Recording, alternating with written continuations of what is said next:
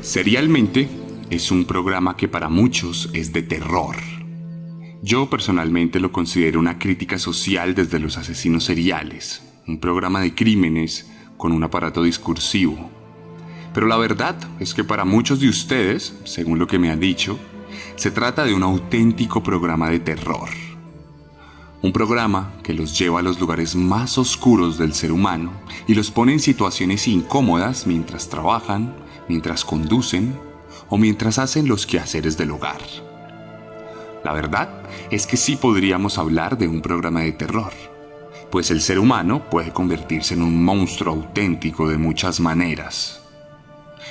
Sin embargo, hoy les quiero hablar del terror de lo desconocido, de esas cosas paranormales que van más allá de nuestro conocimiento, esa forma metafísica en la que explicamos lo inexplicable.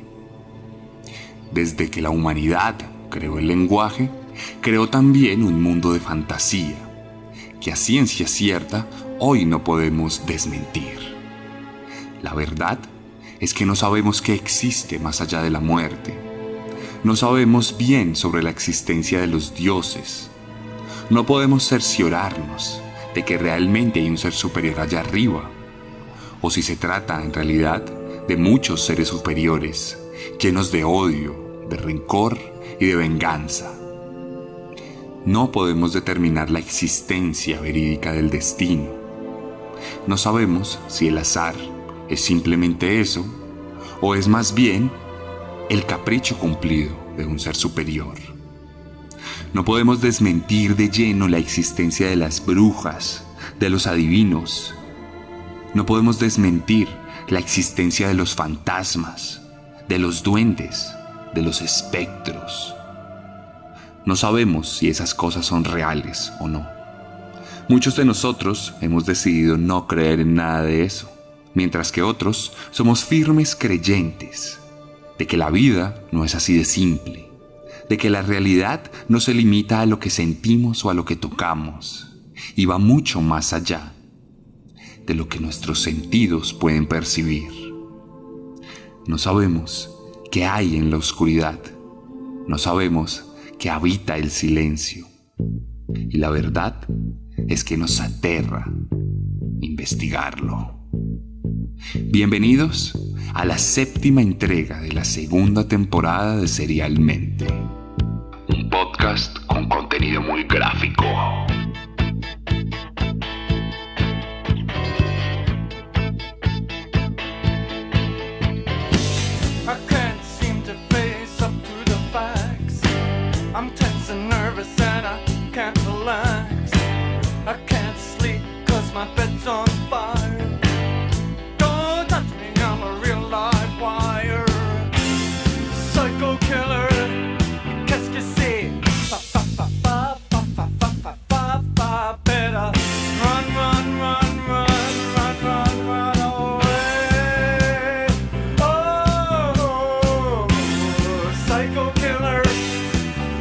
Y hoy les voy a contar una historia de miedo, una historia de terror, pero una historia que no deja de estar ambientada en la Segunda Guerra Mundial.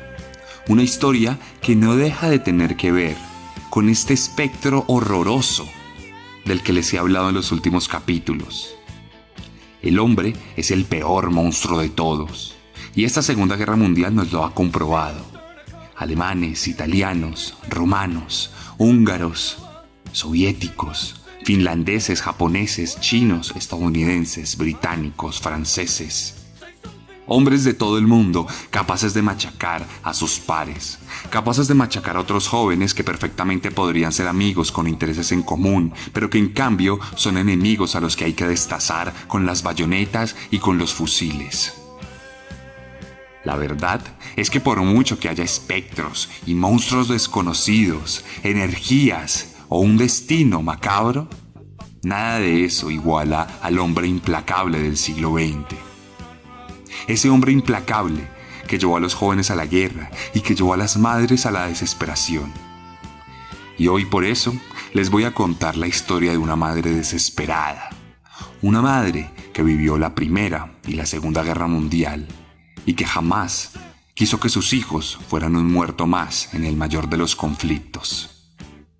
Hoy les voy a contar la historia de Leonarda Cianciulli, la jabonera de Correggio.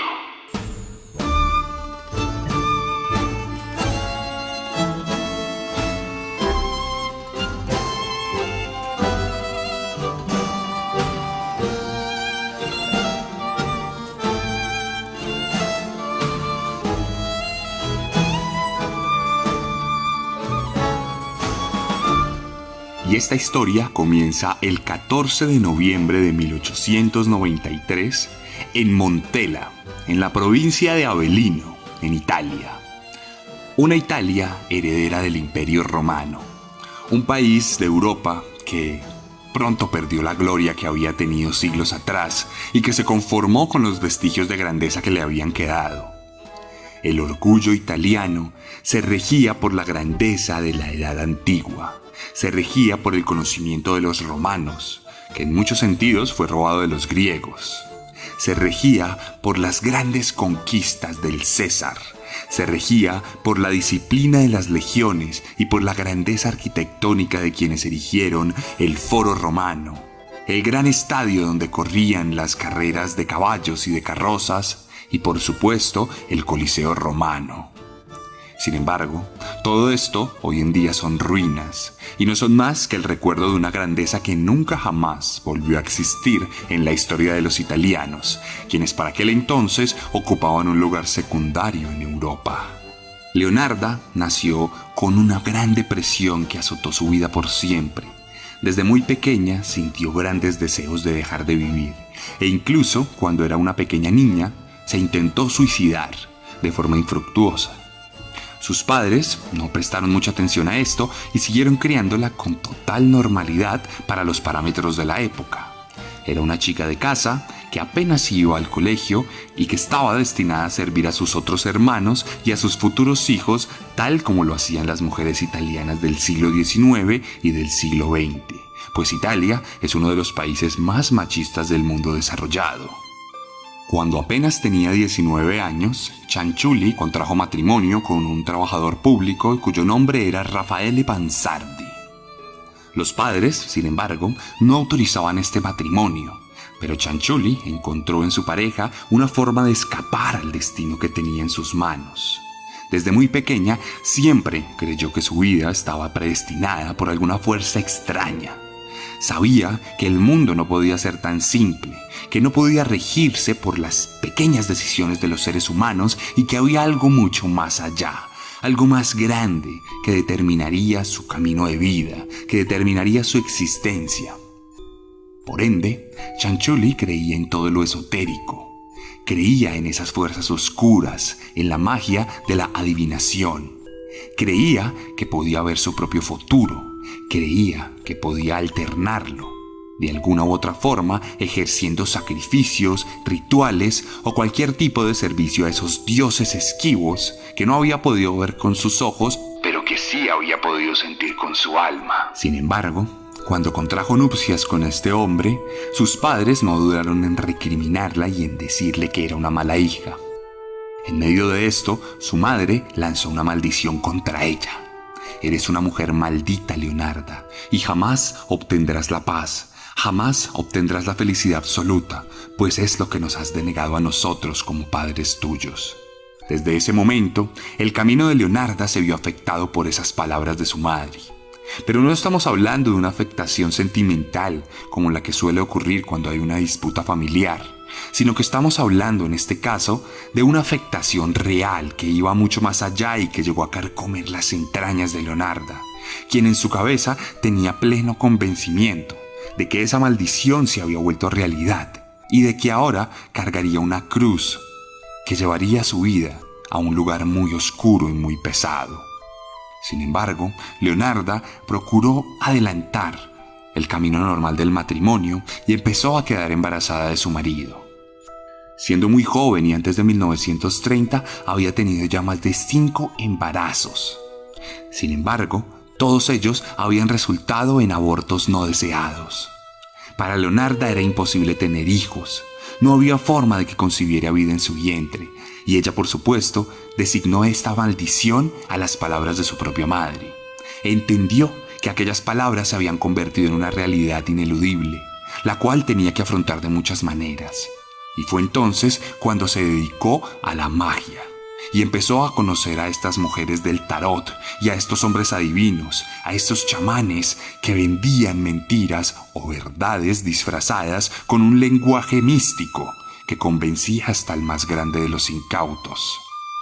Leonarda comenzó a pagar grandes sumas de dinero a estas personas, quienes empezaron a hablarle sobre su propio futuro. En una ocasión se dice que una mujer, la mística del pueblo de Montela, le comentó que su vida estaba ya designada por los dioses. Esto sonaba muy bien al principio, pero la verdad es que los dioses tenían deparado para Leonarda miseria, pobreza, tristeza y odio. A Leonarda se le informó que tendría muchos abortos más, que ninguno de sus hijos nacidos llegaría a sobrevivir y que cuando ella misma muriera, todas sus crías la esperarían en el paraíso o en el infierno. Además de eso, aquella gitana extendió sus manos y tomó las de Leonarda. Miró las palmas con calma y luego la miró con un poco de ternura y condescendencia. Leonarda, en tus manos veo la perdición y la miseria. En tu mano izquierda veo la prisión y en tu mano derecha veo un asilo para locos. No tienes nada bueno en tu futuro. No te auguro una buena vida. Esto naturalmente sumió en la más grande de las depresiones a Leonarda, quien salió resignada a seguir viviendo una vida miserable, una vida llena de tristezas y de desconsuelo. No obstante, ella decidió seguir viviendo, decidió seguir tratando de cambiar ese curso que el destino tenía preparado para ella. Entonces siguió teniendo encuentros con su marido, siguió procurando embarazos deseados que terminaron en abortos no deseados. Llegaron a ser más de 10 los abortos que Leonarda sufrió, lo cual ya era una cosa ridícula incluso para la época. Los médicos la examinaron y no hallaron ninguna razón para que tuviera tantos abortos. Los curas corroboraron esa declaración de maldición y dijeron que la única explicación que había para la infertilidad de Leonarda era el mismísimo Satanás encarnado en su vientre. Todas estas maldiciones llegarían a su punto máximo cuando en 1930 un terrible terremoto azotara la tierra italiana y acabara exclusivamente con su casa, la cual quedaría en ruinas y la dejaría sin un techo donde dormir y una casa donde comer.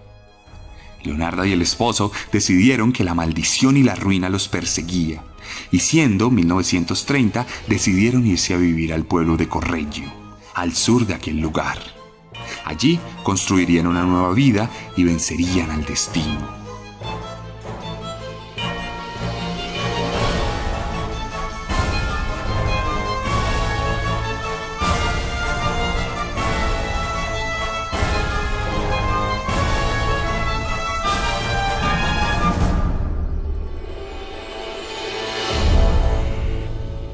La vida de Leonarda pareció cambiar por aquel entonces.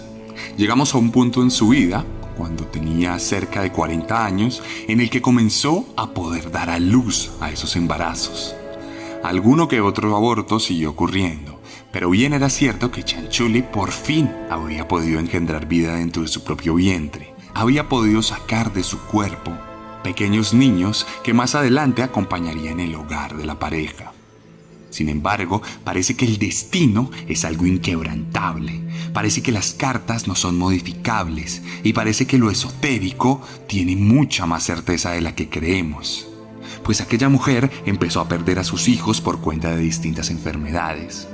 10 niños de la familia Chanchulli terminaron perdiendo la vida poco antes de los 10 años de haber nacido. Estos niños morían de enfermedades, de tifus, de polio, de gripe, de influenza, de tuberculosis, incluso en un par de casos de inanición.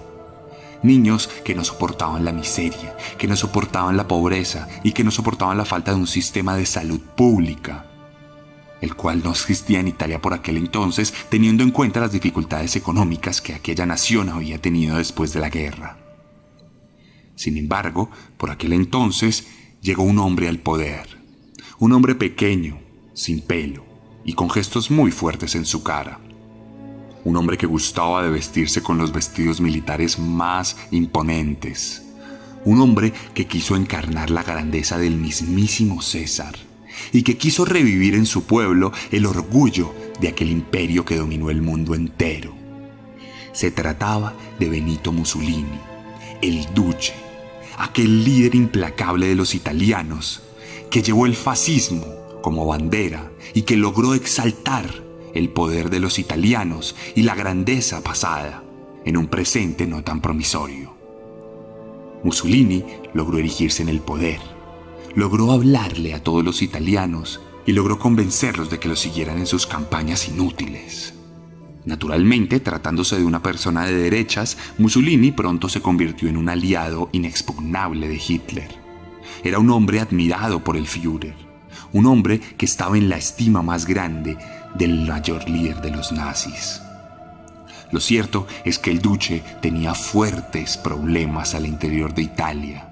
Era un hombre que, a pesar de ser querido aparentemente por las masas, en realidad mostraba avisos de ineptitud completamente reprochables. Un hombre que no logró que Italia, en el nivel social y económico, se posicionara como una potencia mundial tal como lo había prometido. Pero también un hombre que, a pesar de haber invertido fuertes cantidades de dinero en el ejército, jamás se presentó como un gran estratega y nunca pudo liderar a las fuerzas armadas de la misma manera en que lo hizo el César con las legiones. Esos soldados con esos grandes escudos que armaban el testudo jamás serían igualados por aquellas milicias tristes y lamentables del ejército italiano que vio cómo pronto empezó a perder sus propias colonias en Italia por cuenta de algunas rebeliones. Pero volvamos a Cianciulli. Más adelante seguiremos hablando de Mussolini. Sigamos hablando de esta mujer que logró tener 4 hijos que superaron la mayoría de edad. Logró tener 4 hijos que parecían ser la esperanza de aquella maldición que le había lanzado su madre, la esperanza de aquel designio divino del cual le había hablado aquella gitana. Aquella mujer que le recordó que estaba destinada a la tristeza. Tristeza que se eliminaba en cuanto veía a sus hijos sonreír.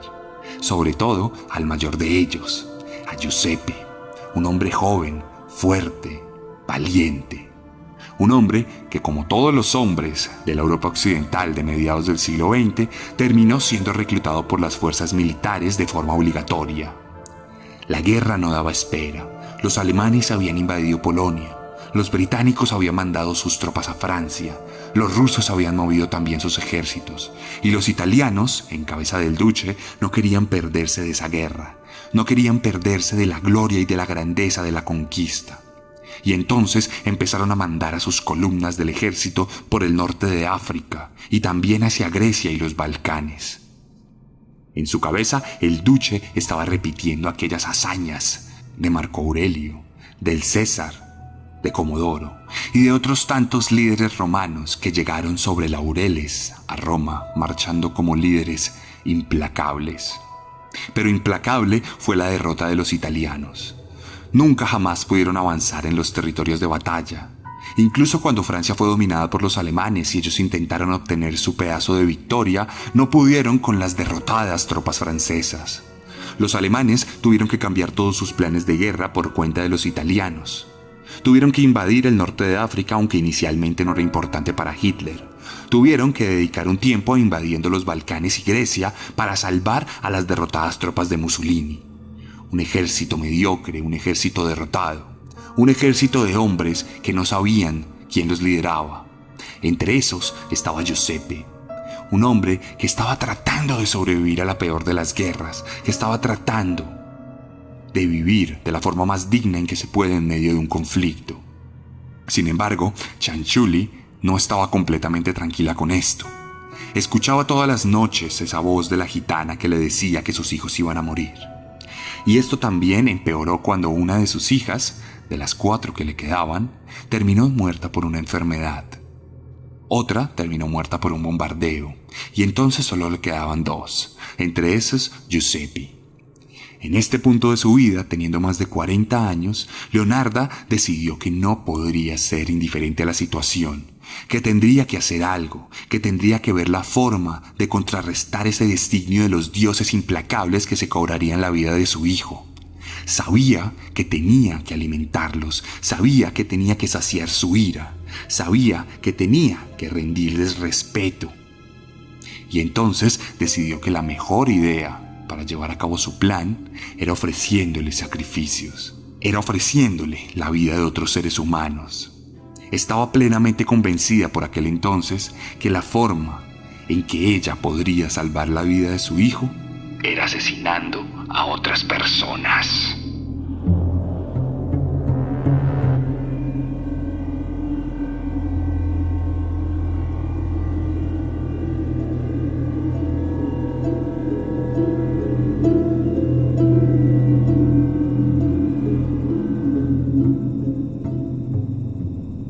Para este punto de su vida, siendo finales de 1939, Chanchuli decidió dejar de ser una espectadora de lo esotérico y se volvió una gitana más. Se volvió una adivinadora que leía las cartas, que leía el café y que leía también el cigarro. Una mujer que abrió las puertas de un consultorio al cual sus vecinas fueron con intenciones de buscar ayuda para su propia vida. Algunas iban porque necesitaban algo de comer y querían el favor de los dioses. Otras querían explicar su propia soledad e iban a preguntarle a los demonios que rondaban a Chanchuli sobre sus propias habilidades para conquistar. Aquí, Leonarda consiguió una gran forma de vida. Empezó a recoger muchas liras italianas y pudo pagarse un mejor estilo de vida, el cual su esposo aceptó tranquilamente y sin musitar palabra frente a lo que estaba ocurriendo al interior de su propia casa. Entonces, cuando la mujer se ganó el reconocido puesto como la bruja del pueblo, ahí fue cuando empezaron a correr las muertes. Ahí fue cuando empezó a correr la sangre. Y todo lo hizo desde este mundo esotérico, desde esta oscuridad. Cuando en noviembre de ese mismo año llegara a su consultorio Faustina Setti, su primera víctima.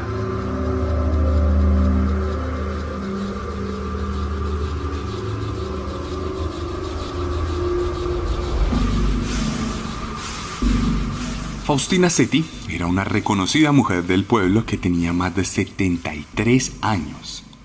Para aquel entonces ya había alcanzado las expectativas de vida de la persona italiana promedio y estaba tremendamente preocupada, pues se encontraba totalmente sola. Era una mujer que no tenía ni tuvo ninguna pareja, que no había encontrado un hombre digno que la cuidara y que la amara. Ya no podía tener hijos por su avanzada edad y la soledad la sumía en una tremenda depresión. Entonces acudió a los servicios de Chanchuli y le contó todos esos problemas que la afligían. Setti, ingenua como era, decidió abrir las puertas de su corazón por completo. Y entonces Chanchuli encontró una gran oportunidad, pues pudo enterarse de hasta el más mínimo detalle de la mujer. En ese momento le leyó las cartas del tarot y le dijo que efectivamente el destino tenía guardado para ella un final feliz, que había un hombre que había nacido para amarla y que por otras razones distintas y que no importaban, no se había podido encontrar con ella a tiempo, pero que todavía estaba dispuesto a conocerla. Este hombre, supuestamente idílico y admirable, estaba en Pola, un pueblo cercano a Correggio. En ese momento la mujer estaba bastante feliz y siguió asistiendo para seguir escuchando sobre este gran hombre. Setti, naturalmente, pagaba muy juiciosa todas las consultas con Chanchuli. Ella siguió sacándole dinero mientras le seguía contando las maravillas de aquel prometido. Entonces, en un punto, le explicó que aquel hombre no podría venir a Correggio y que ella sería la que tendría que ir a viajar con él. Le dijo que no podría despedirse de la familia de forma natural, pues esto podría afectar los hilos del destino y podría dañar todo lo que el mundo tenía planeado para ella. Le dijo que si quería tener un esposo y que si quería morir en compañía, tenía que escribir unas cartas de despedida para su familia. Unas cartas en las que con su propio puño y letra les contaría a todos que iría en busca del amor, que iría en busca de la felicidad y que no necesitaría la compañía de nadie, que no podría contarle a nadie sobre lo que había ocurrido y que no podría decirle a nadie dónde estaba. Les dijo a todos en esas cartas que jamás volverían a saber de ella. Y entonces la coartada de Chanchulli estaba completada. Y en ese momento le ofreció cándidamente una copa de vino a aquella mujer. Una copa de vino que por supuesto estaba envenenada. Y por supuesto terminó sumiendo en un profundo sueño a la primera víctima, que cuando cayó inconsciente, lo último que recibió fue un par de hachazos por parte de Leonarda, quien de forma implacable conectó el arma en el corazón de su víctima y terminó consumiendo su vida mientras pensaba en su propio hijo y mientras pensaba en cómo los dioses iban a recibir esta ofrenda e iban a perdonarla por aquella maldición que recibió de su propia madre años atrás. Leonarda se había graduado como asesino.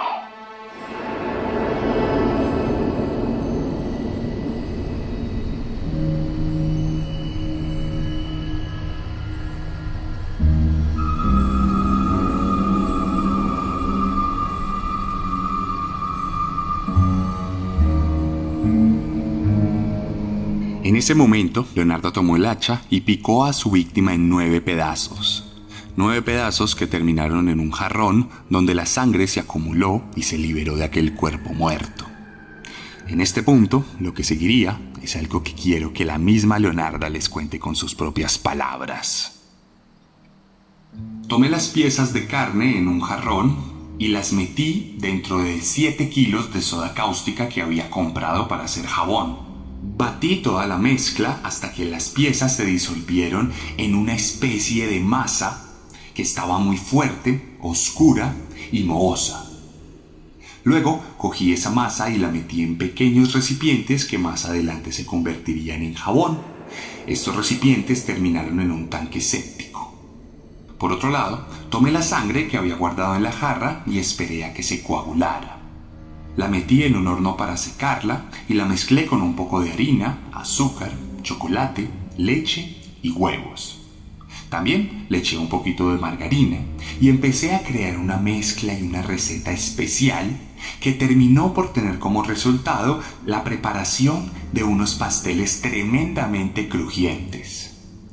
Estos pasteles fueron servidos a mis otras clientas y también se los envié a mi amado Giuseppe, quien los comió con mucho gusto.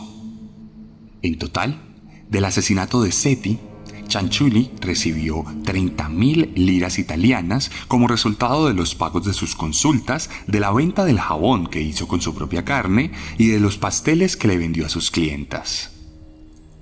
En su cabeza creía que su hijo estaba a salvo. Sin embargo, había leído sobre la ira de los dioses, había leído sobre lo implacables que eran y sobre su exigencia a la hora de demandar sangre humana. También, no nos digamos mentiras, probablemente en su cabeza encontró placer.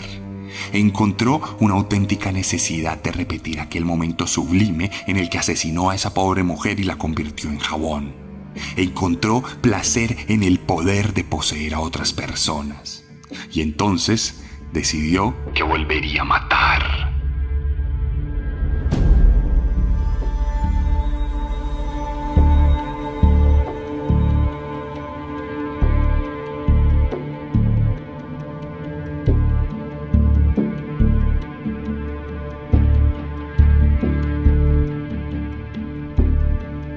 El 5 de septiembre de 1940, Chanchulli encontró una nueva víctima, Francesca Soavi. Soavi era una mujer más joven que su anterior víctima, pero igualmente desesperada. Sin embargo, en este caso el desespero no era por cuentas de amor, el desespero no era por un hombre esquivo, sino por un trabajo que nunca había logrado conseguir. Un trabajo que asimismo fue esquivo y que provocó tristeza, pobreza y miseria en la vida de Soavi. Francesca estaba desesperada por tener algo de dinero. No tenía formas de buscar algo que comer y no quería dedicarse a limosnear. Entonces fue donde la bruja del pueblo. Fue donde la amada Leonarda Chanchulli. y le explicó todo su problema, a lo que ella le pidió 3.000 liras para poder trabajar en esos dioses que estaban implacables y que necesitaban algo para dar a cambio ese trabajo. Mágicamente, días después, llegó con una carta de recomendación. Una carta donde decía que Francesca debía viajar a otro pueblo a un trabajo en un jardín infantil.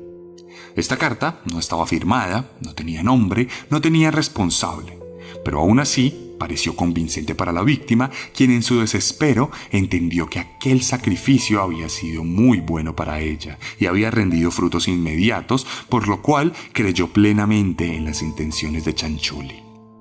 En este punto fue obligada de la misma manera a escribir cartas de despedida para su familia. Cartas en las que decía que jamás volvería y que los dioses se habían apiadado de ella. Entonces, cuando firmó su última carta, igualmente recibió un vino que la durmió, y más adelante del vino recibió un par de hachazos. Fue picada, fue convertida en jabón y también fue convertida en pastelitos. Pastelitos que terminaron en el frente de batalla donde Giuseppe los degustó y se los regaló a sus amigos, y pastelitos que también fueron recibidos por sus otras víctimas y clientas.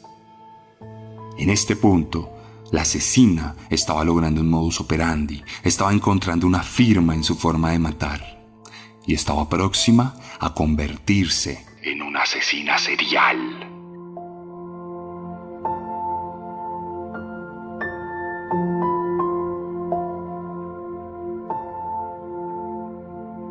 Virginia Cacioppo era una mujer de 53 años que era ampliamente reconocida en el pueblo por ser una soprano retirada. Sin embargo, el retiro no le dejó grandes réditos o una jubilación que le permitiera vivir tranquilamente, y estaba ansiosa, como la última víctima, de conseguir un trabajo a costa de lo que fuera. En ese punto, Virginia asistió a aquel lugar que ahora era reconocido como un templo exitoso de lo esotérico. Un templo donde una mujer había logrado conseguir a su esposo en otro pueblo y otra había logrado conseguir un trabajo en otro lugar. Entonces, Virginia se dirigió allí y pagó todas las consultas posibles para explicar lo ocurrido. Cianciulli no tardó en decirle que un empresario muy grande, pero misterioso, le había ofrecido un trabajo a muchos kilómetros de distancia. Aquí se repitió exactamente el mismo modus operandi: las cartas, la manipulación, la extorsión y el conocimiento, seguidos de una botella de vino, una copa que luego terminó con la mujer en el suelo y con un par de hachazos en la cabeza que acabaron tomando su vida. En este punto, Cianciulli tuvo algo más que decir. Ella terminó en el jarrón de la misma manera en que lo hicieron las otras dos. Su carne era gorda y blanca. Cuando la derretí, le añadí una botella de colonia y luego de mucho tiempo de que estuviese hirviendo, pude hacer una de las sopas más cremosas y deliciosas que he probado en mi vida. Le di algunas porciones a mis vecinos y a mis clientes. Además, hice unos pasteles muy deliciosos, que estaban mucho más ricos que los anteriores. Esa mujer era realmente dulce y sabrosa.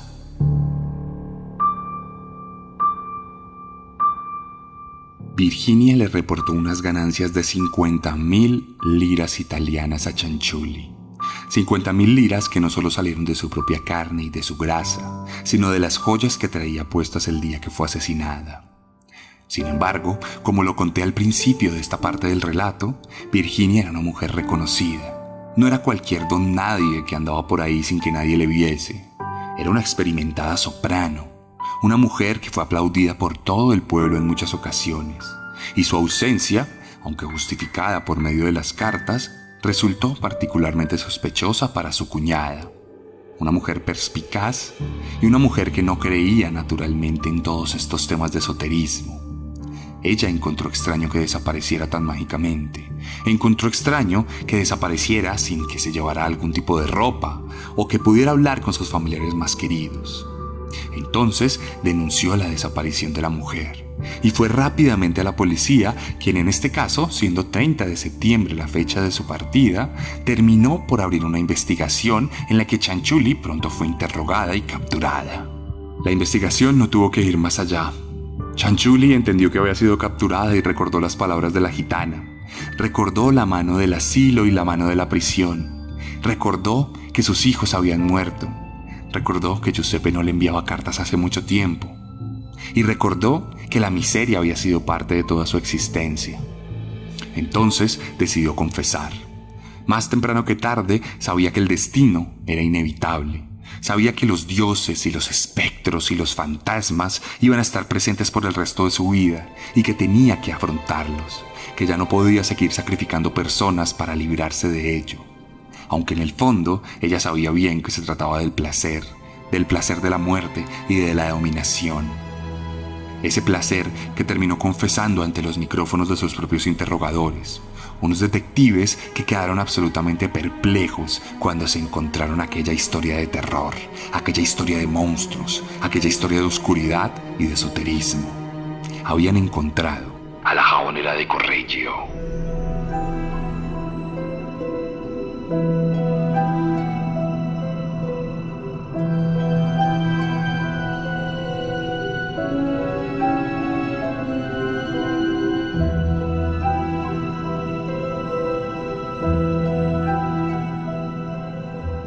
A pesar de la confesión, el juicio de Chanchuli tardó mucho más. La guerra comenzó a tomar un curso más complejo. Italia fue relegada a un segundo lugar y terminó por esperar a ver qué pasaba con los alemanes, con los estadounidenses y con los británicos. El país fue invadido desde el sur. El templo de Monte Cassino no pudo contener las fuerzas implacables de la maquinaria de guerra norteamericana y británica. Los italianos pronto se rindieron. Mussolini trató de escapar, aunque fue capturado al final de la guerra por la mafia italiana, quien lo colgó junto con su amante y lo asesinó ante miles de personas. El mundo cambió para los italianos. Ahora más que nunca se les recordó que ya no eran los grandes romanos de los tiempos de antaño. Se les recordó que ahora estarían destinados a vivir en las sombras y que tendrían que seguir las órdenes de unos nuevos patrones que hablaban en inglés. En ese nuevo mundo, en 1946, Chanchuli recibió juicio, pero un juicio que estuvo pasado por tranquilidad, por aclaraciones y por la solemnidad de alguien que sabía que estaba cumpliendo su destino. De hecho, en algunos momentos, cuando el fiscal presentaba algunas pruebas en contra de ella, fue la misma Chanchuli la que lo corrigió y le dio aún más pruebas para incriminarse a sí misma. Todo esto terminó por convencerles de que no era una mujer completamente cuerda y de que no se trataba de una asesina a sangre fría, sino de alguien dominado por fuerzas oscuras, reales o irreales. Entonces, en ese momento, decidieron que la mejor pena era condenarla a 30 años de prisión. Pero no en una cárcel cualquiera, sino en un asilo para criminales esquizofrénicos y dementes. Criminales que jamás verían la luz por más de que fueran liberados, pues serían sometidos a experimentos y a tratamientos que los deshumanizarían de distintas maneras. Allí, Chanchuli perdió contacto con sus hijos. No sabemos si terminaron por morir como lo decía la profecía, pero para ella, en su cabeza, fue así, porque nunca jamás los volvió a ver. Entonces, en la mano izquierda, encontró la prisión, en las rejas de su propia celda, en aquel asilo que representaba la mano derecha. Chanchuli vivió hasta el 15 de octubre de 1970, cuando un derrame cerebral se apoderara de su vida y se la llevara para siempre. Tenía 77 años.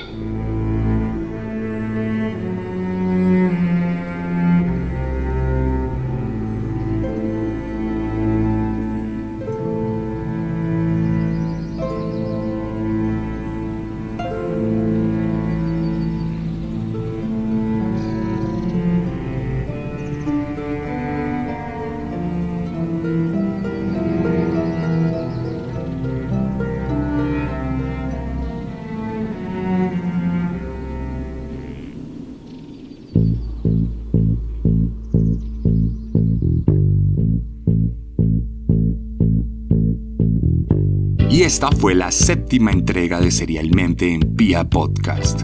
Espero que les haya gustado este capítulo y espero que estén disfrutando de la 2ª temporada de Serialmente, Segunda Guerra Mundial.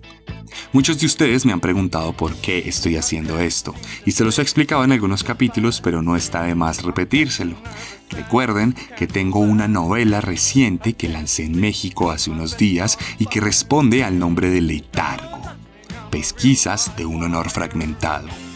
Una novela policíaca ambientada en la Segunda Guerra Mundial, que cuenta la historia de un detective que tiene que investigar unos crímenes que un asesino serial está cometiendo. Una novela llena de intriga, llena de emoción y llena de ambientes relacionados con la guerra, razón por la cual he dedicado esta temporada a ese contexto, porque siempre les he dicho a todos mis lectores que me gusta que el libro ocupe otro papel en la literatura, que baje de ese pedestal cultural en el que lo tenemos y que se convierta en una herramienta narrativa que pueda enriquecerse con otras cosas, en este caso con el podcast. Si usted es un fan de la Segunda Guerra Mundial, puede leer el libro en cualquier momento y lo va a disfrutar.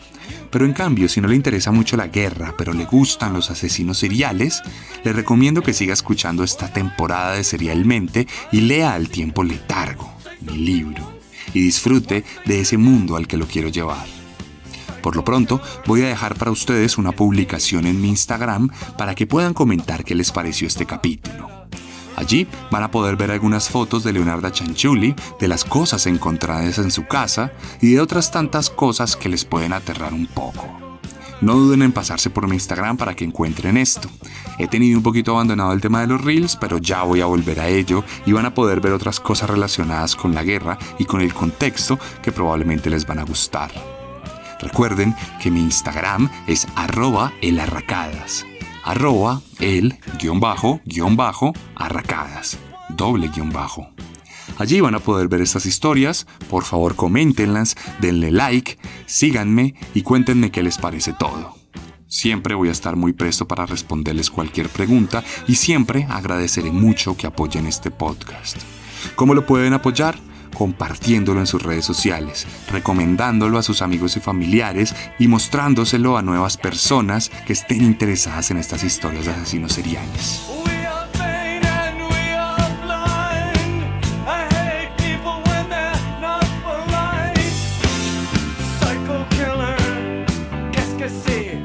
Asimismo, en esa red social pueden encontrar mi libro disponible para ustedes. Tengo para ustedes 3 libros: Descenso, Carne, que es un libro de relatos de caníbales, y Letargo.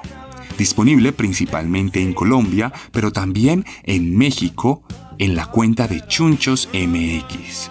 Chunchos MX, donde también podrán conseguir la merch oficial de Serialmente, camisetas con algunas frases. Traje 40 camisetas a Colombia y en una sola semana se perdieron. Solo quedan 4 camisetas disponibles para ustedes, pero en México son ilimitadas por cuenta de Chunchos, así que échense la pasada. Si quieren alguno de estos productos, no duden en escribirme en mis redes sociales y los haré llegar a su casa, incluso firmados si así lo quieren.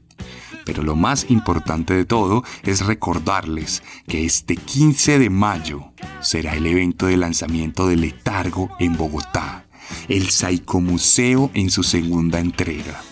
A la primera entrega fueron más de 500 personas que disfrutaron de un recorrido auditivo y experiencial por la Casa de Pía Podcast. En este caso, por la pandemia, tendremos un recorrido pero de otra dinámica. Un recorrido que conservará la distancia para las personas, que tendrá desinfección y que tendrá límites de aforo. ¿Cómo pueden entrar al Psicomuseo? Simplemente comprando una copia de Letargo o de alguno otro de mis libros o camisetas. Este Psicomuseo inicialmente estaba para el 24 de abril, pero pasó para el 15 de mayo por cuenta de la pandemia. Tenemos que esperar un poco al que pase el pico y podamos volver a vernos, pero les prometo que no lo vamos a aplazar. Así que nos vemos el 15 de mayo en el Psicomuseo. No duden en escribirme cualquier duda que tengan. Por último, recuerden que también tengo para ustedes otro podcast que se llama Un Día de Furia, y que también pueden encontrarlo en Spotify, en Deezer, en Pía Podcast y en todas las plataformas de audio, así como en YouTube. Un Día de Furia relata las peores masacres de la historia de una forma mucho más dinámica. Así que espero que vayan y lo escuchen si les gusta Serialmente. No siendo más, nos escuchamos la próxima semana con un nuevo monstruo. Porque recuerden que siempre podemos ser peores.